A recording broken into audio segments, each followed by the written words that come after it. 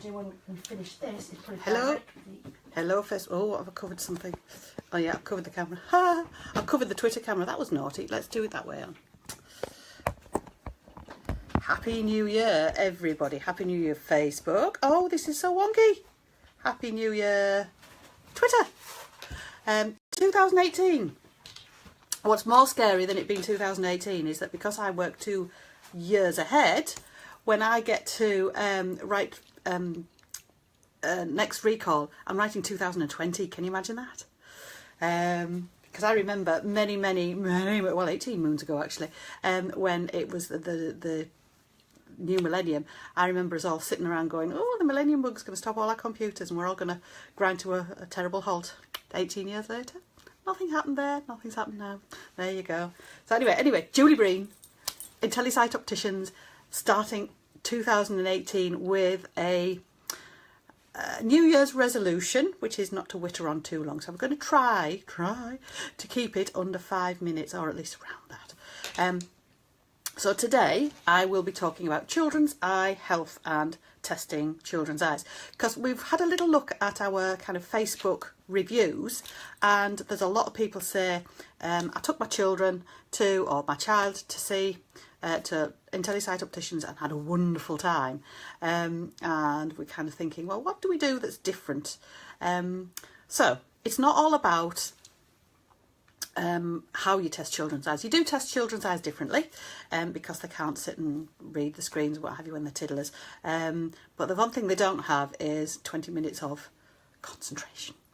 They have minutes at a time. So what you've got to do is you've got to do the important stuff first, which sounds like dead obvious, but sometimes, because you're kind of used to you, as opticians, we kind of get used to you working in a particular order.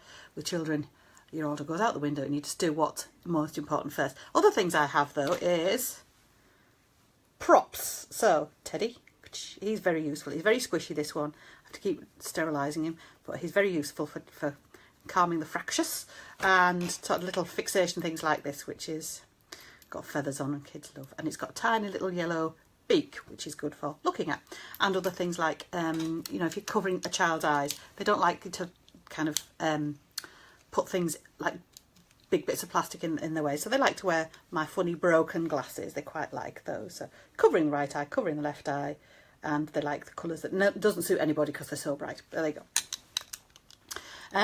But I think the main reason why kids have fun when they're here is because I'm daft. I've got a little bit of kid in me, and we don't take ourselves too seriously, and I think that's half the battle really. As far as advice around bringing children in for an eye test, is that if you have a young child, kind of preschoolish, and you're thinking, when do we start to bring children in for regular routine eye tests? I usually say wait until they've had their health check. So that's when they have their height and their weight and their ears and their eyes done, which is around about between 4 and 5, 4.5. Just simply because by that time they'll have been in school for a little while and they'll have got used to following instruction, and I can usually direct them. However, if you are a parent or anyone who is worried about, you know, you're in charge of a guardian of a child and you're worried about them at all, just bring them in.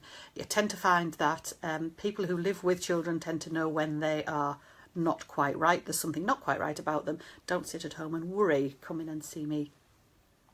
And I can test tiddly children. There's not, you know, I'm not going to have them reading to the bottom of the chart, but I can, if there's an issue, I can usually find that issue. Hello, Janice. You said you were going to watch. Feels like only minutes since I saw you last. It is, incidentally. Yeah,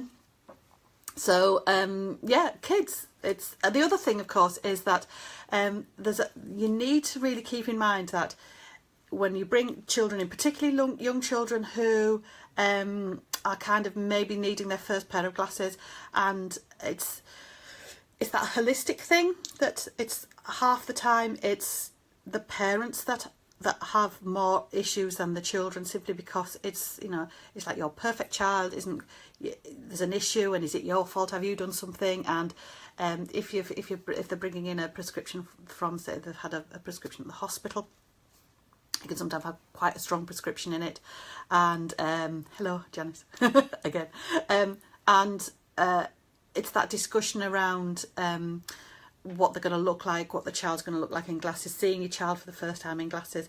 And sometimes it's just nice to sometimes just sit down and have a cup of tea and a chill, and it's not as bad as you think it is.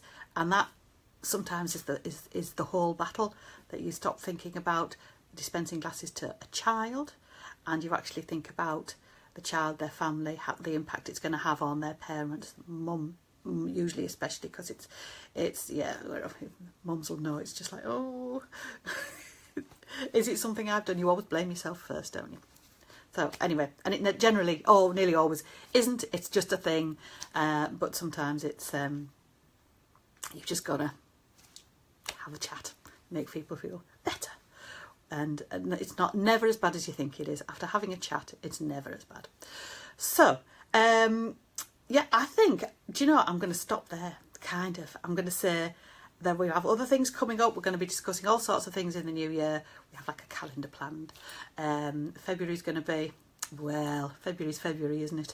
It's all about the hearts. Yeah. Sam's sitting in the corner going, love. We're going to look at celebrities and how they look in glasses. Generally marvellous. Oh, Janice is asking, are iPads bad for children? Well, now then, you say I'm going to run over 5 minutes now, Janice. iPads. iPads generally, we would advise, and this is kind of backed up by some science that's coming out of Australia and the Far East with regards to short-sightedness, that you keep screen time down to a minimum of 2 hours a day for children. And they should be balancing that with at least an hour of outdoor play, really an hour of outdoor play, preferably 2 hours of outdoor play a day. So kind of balancing one with the other.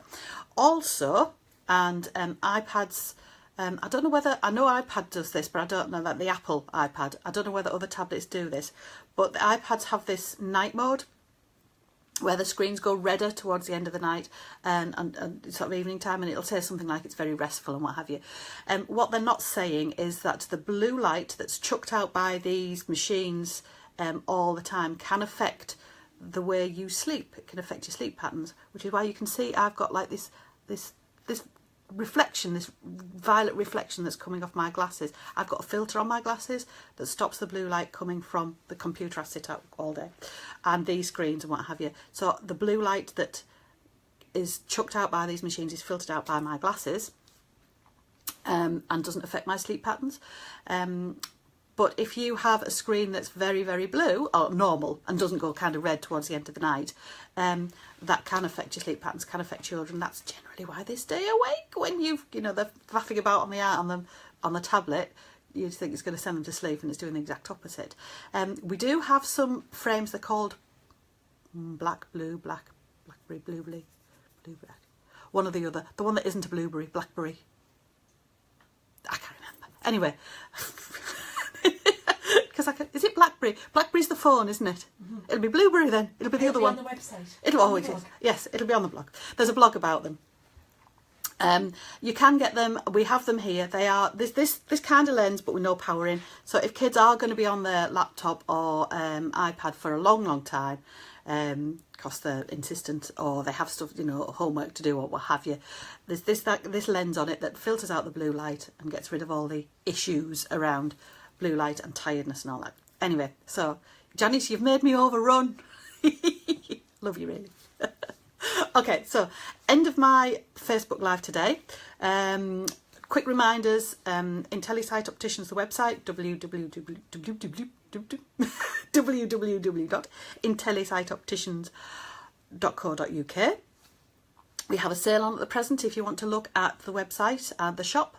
Lots of very nice frames, nicely reduced, and discounts for Facebook. Oh yes, there's the extra discount. There's codes, the Facebook codes. There'll be you can get extra 10%, and so that's going to come up on the Facebook feed, and and Twitter. Can't forget Twitter, since I'm broadcasting on Twitter as well. And we have the we call it New Year Savings Club. It's just an incremental savings thing, which means that if you want a very nice pair of spectacles, then you don't have to pay for it all at once. You can pay for it in increments, which means that it's a lot less. Well, it's still the same expense, but it feels less. Everything you pay for incrementally feels less, doesn't it? So, that's me finished. Julie Breen in Telesite Opticians. Hopefully seeing you next week. Maybe Bob might be doing my thing on Thursday rather than Friday. But hey, at least I'll be doing it. And nice to speak to you in 2018. Catch you next week. Bye.